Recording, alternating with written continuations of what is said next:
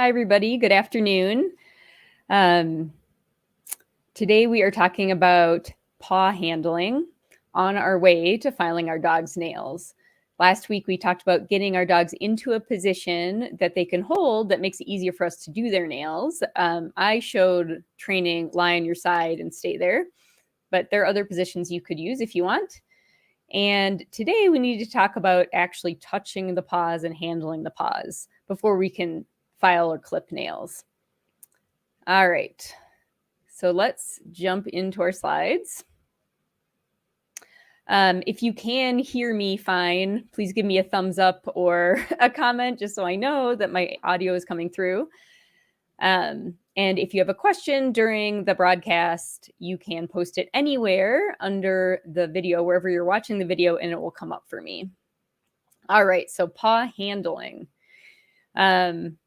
How many of you cannot touch your dog's paws at all? I'm wondering where people are in terms of handling your dog who are watching this video. I'm going to pretend, or I'm going to assume that some of you at least can't really touch your dog's paws without them objecting.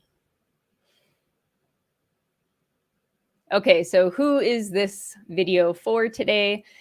Your dog does need to be able to take treats from you and have to tolerate some kinds of touch, but they don't have to tolerate foot touch yet, anyway. And this is for folks who need to get their dog more comfortable with having their paws handled. All right, so nail filing training, we've broken into 3 big chunks. Last week, we talked about training a position for nail filing. That was that lie on your side position. Today, we're going to talk about paw handling, and then the next installment in this, which won't be next week, it'll be after the holidays, we'll talk about introducing the actual nail file and filing nails.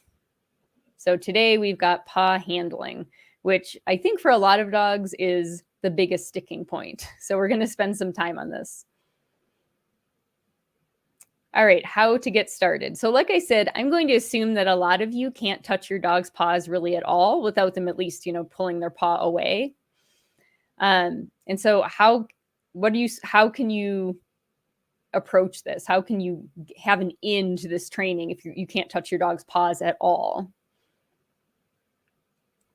So I'm going to show you some examples of ways you could approach this. With any training, you should be individualizing the training and the training plan to your dog, working ideally with a well-qualified positive reinforcement trainer.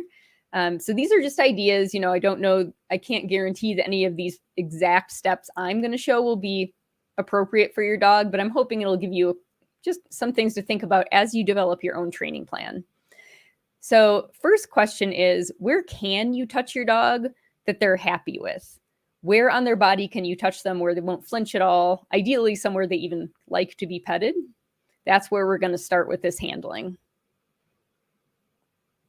Then across training trials or repetitions, you can start moving that handling in the direction of the paws. And I'll even show you how it can be helpful sometimes within each repetition, each sort of time you do something in training.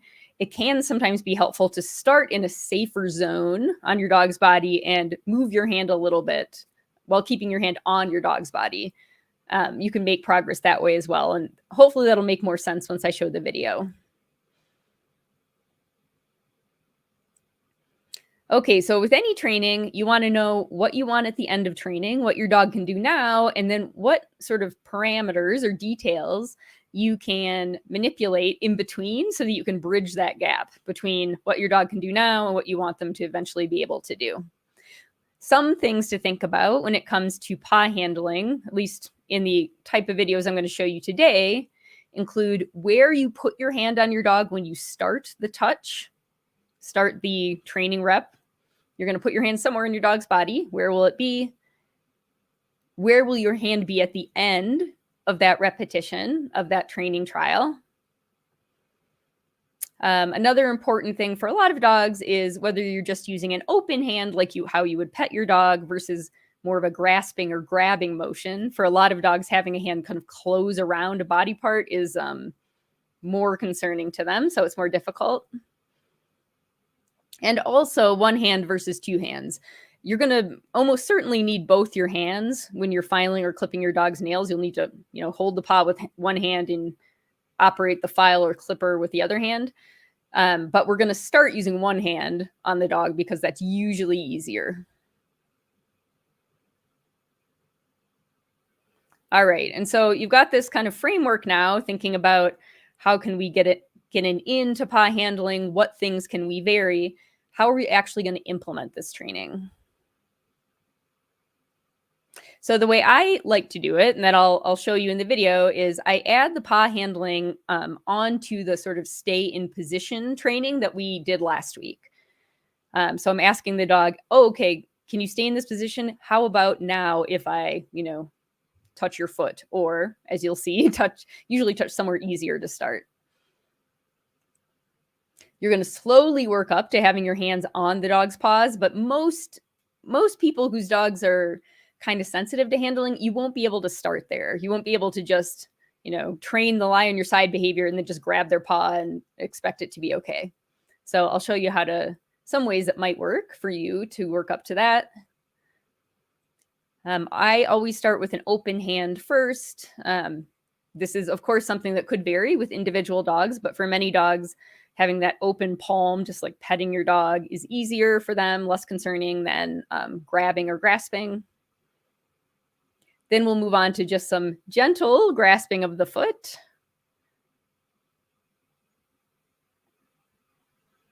Then the toe, because you are going to have to actually hold individual toes, usually to do a good job at filing or clipping. And then ultimately, we need to be able to reach with two hands to the dog to manipulate their foot, to hold their foot and grab a toe as if we were going to do a filing or clipping of that nail. So this is kind of the big picture of sort of chunks of the training plan, how you might progress through them.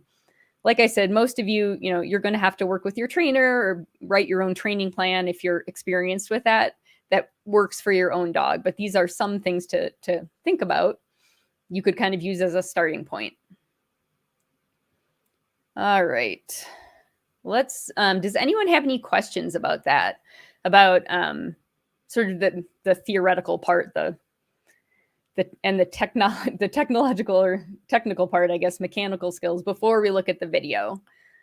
I think the video will probably be the most helpful part of this, but I did want you to have some framework to put it in as you watch these videos. Okay. So let's go back and we're going to look at this, this step of working up to having your hands or a hand on your dog's paw, which I'm assuming many of you cannot do right now. And the sort of parameters or details you can think about paying attention to in this stage of the training is especially where do you put your hand on your dog at the beginning of each training rep, and where does your hand end up at the end?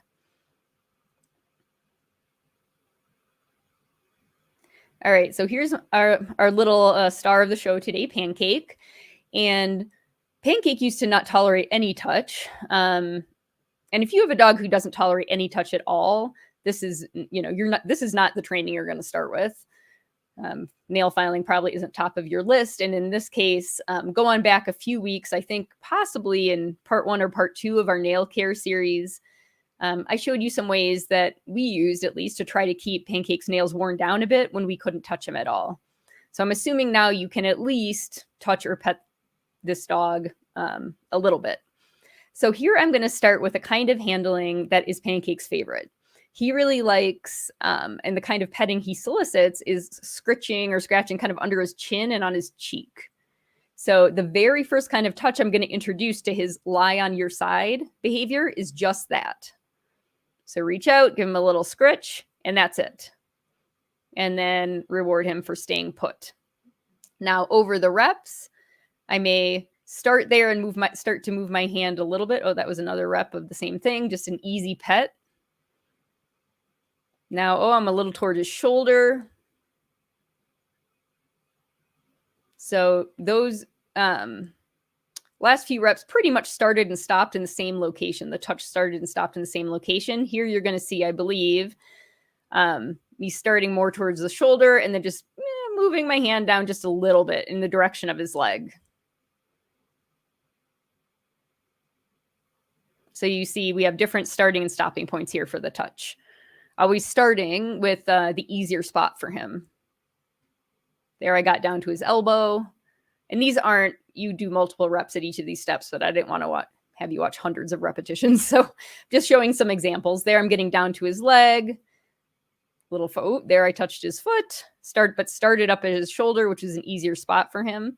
I could start all the way at the very easiest spot, like I did there with the cheek, and go all the way down to the foot.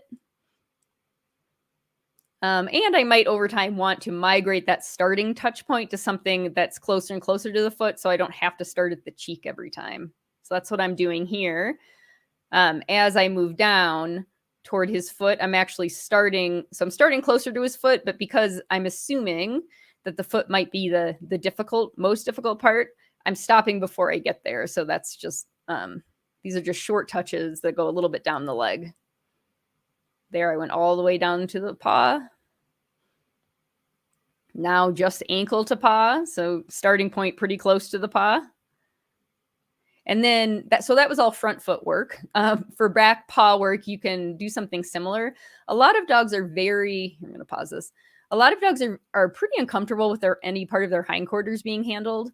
And so it might take you a few more steps to work with this kind of plan to the back paws, because you can't start as close to the back paws as you could to the front paw if your dog has issues with handling that kind of back half of their body. So I'm starting still more toward his shoulder here and just moving a little bit down his body. I'm kind of doing scritchy petting motions. And then just gradually working toward his hip. And then I'll be going down the back leg in a few steps here.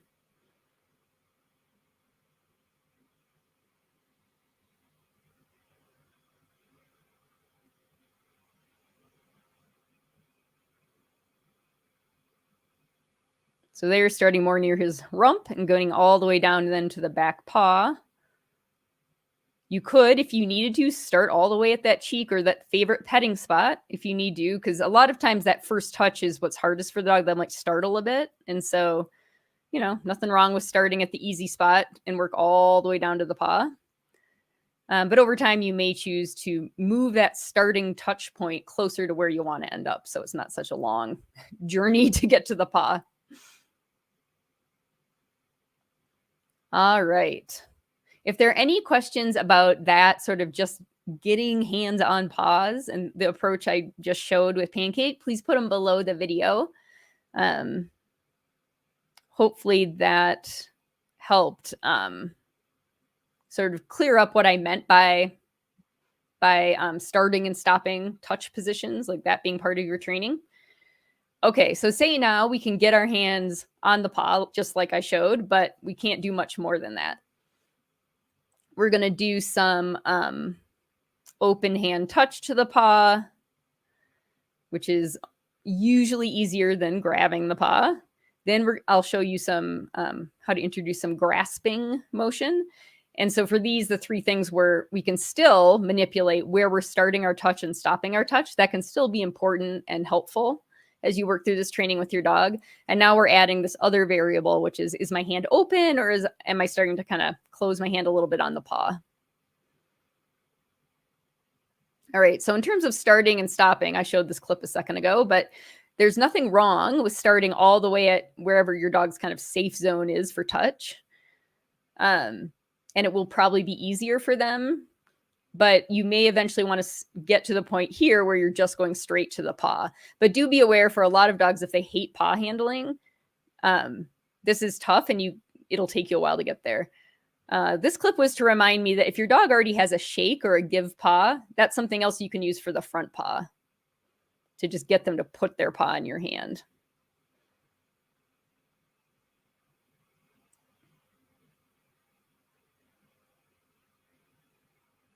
All right, so here I'm just adding a tiny bit of closing my hand over the paw as I sort of draw my hand down his leg. Nice and gentle. You could, again, go straight there. I just went straight to a back paw and gently put my hand around the paw.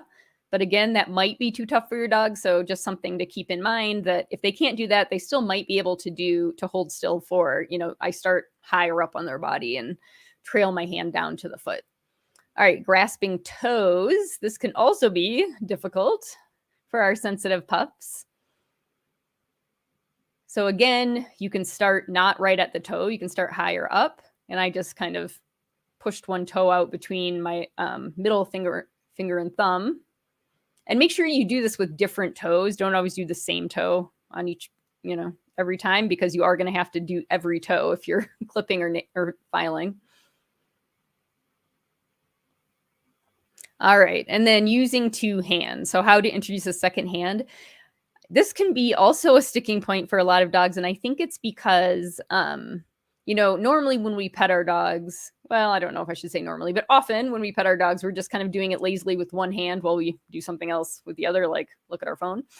But if we come at them with two hands, that might have become a predictor for them of us doing stuff to them. And so it pays to be a little bit conservative when you get to this step where you're starting to use two hands now. So I'll show you a few different ways to ease into it. So here's one where I'm going to reach both hands at once, but I'm going to do only just a little bit of touch. I didn't even touch the paw there. It's just reaching with two hands, a little bit of touch.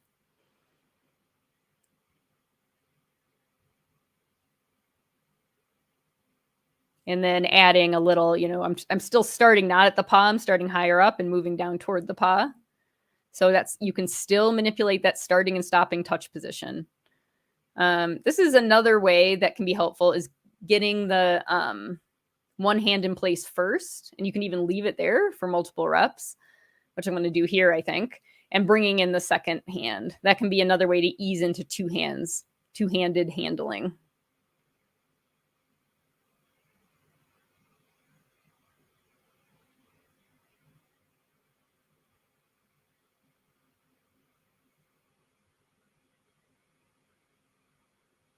Sorry, the angle on this is kind of funny, but I think you can see what I'm talking about.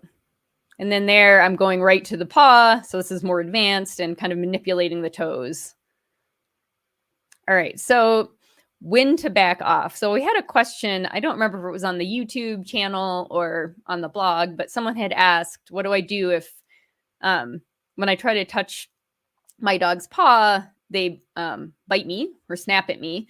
And the answer is stop touching their paw and back off and be much more conservative. So I didn't put these on here, but big signs like your dog growling at you, snapping at you, or biting you, that definitely tells you that the handling you're doing is too much and you need to back way, way off. But I would like you guys to recognize and back off at earlier when there are smaller signals. So even a little bit of your dog pulling their paw back from your hand, back off on that. If your dog sort of flinches when you touch them, back off on your handling, make it easier. And by make it easier, I mean, look at some of the parameters we already talked about, things like where am I starting my touch and am I grasping or having an open hand? And whatever version of that is easier for your dog than what you just did that resulted in a flinch, go back and do the easier one. Find something that your dog's happy with that doesn't cause them to flinch. Another common one when dogs get, another common sign your dog might not love what you're doing is if they lift up their head and turn to look at your hands. So if that happens, again, stop your handling, back off, do something much easier.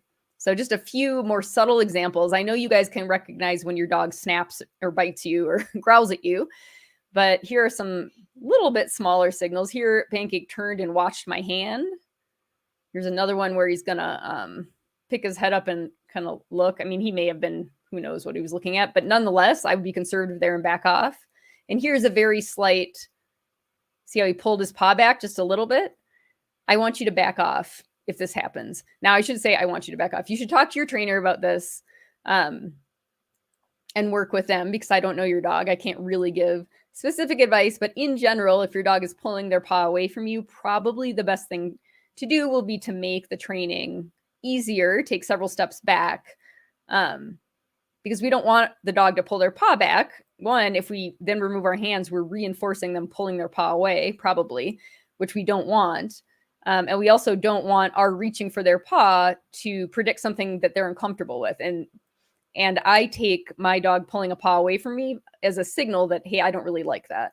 So that tells me I need to go back to something they're totally comfortable with before I build back up to whatever I just tried to do. All right. Any questions about paw handling? I hope some of this was new for some of you and gives you some ideas to talk through with your trainer, or, if you're more of a DIY trainer, to incorporate into your own training plan. Just take it slower than you think you need to. It's a lot easier to spend a few extra days or even weeks training this and getting it really solid by taking it slowly than it is digging yourself out of the hole after you tried to push a little too hard.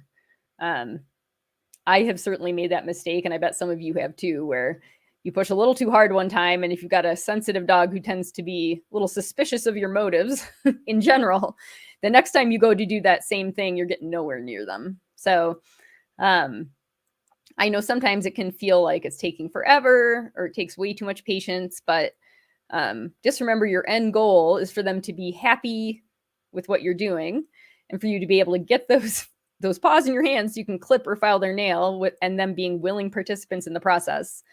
And to do that, they have to be willing participants the whole way through, and they need to be comfortable. It's not usually good practice to kind of ride that edge of, they're kind of okay. They're pulling back a little bit, but not too badly. That usually comes back to bite you, possibly literally. So stay well back from that point where your dog is showing any signs of discomfort. All right, folks. I don't see any questions. Here's the link for our free Facebook support group. Head on over if you're not already a member and would like to join and commiserate and show support and get support from others in similar situations who have dogs who are fearful or showing aggressive behaviors. I should also put a plug out for in the group and also probably on Facebook. We've just made our reactive dog webinar free and available.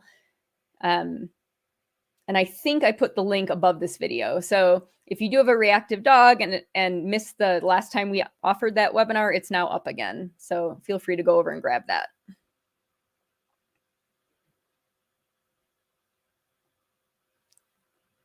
All right, everybody. I hope that was helpful. I know that at times I have found this kind of handling to be slow, and sometimes I get frustrated. And having now 3 dogs who have been sensitive with handling have helped me experiment with lots of different little tweaks to the training that have made things go a little more smoothly, make everyone happier with the process. So I hope some of these tips were helpful. Shoot us an email if you have any questions, or we'd also love to hear if you tried some of this and it helped. Our email is admin@dogkindtraining.com. We'd love to hear from you. All right, next week we're going to have a holiday special presentation, so it'll be a fun one. And then I'll see you guys back after the holidays with filing and clipping video. All right, have a wonderful week. I hope your Monday has been gentle with you so far, and that continues. We're almost to where most people are going to have some vacation. So everyone, I hope you enjoy that. All right, I will see you next